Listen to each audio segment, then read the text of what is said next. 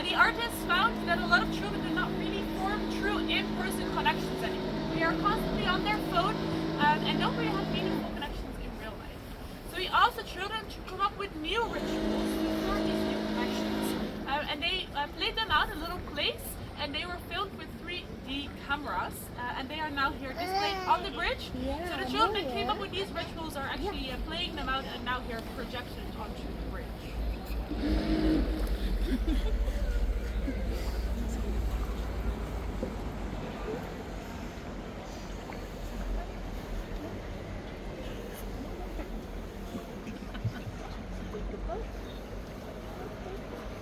Yeah, and if in a moment, once we pass the bridge, immediately to the left, there is a very nice view of 7 bridges. We're just gonna see it for 1 second, so get your cameras ready.